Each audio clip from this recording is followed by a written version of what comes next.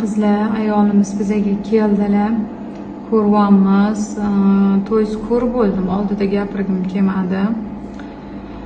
6-homiladorlik, 2 bolasi tushgan, 7 yildan beri o'zim ko'raman.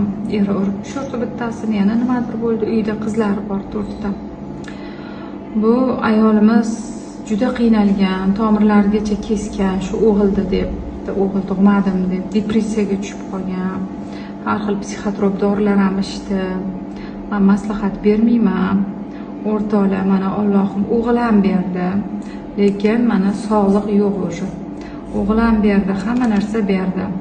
Allohga oson, Allohga berish oson, farzand berish mana o'g'il bolacha ham berdi.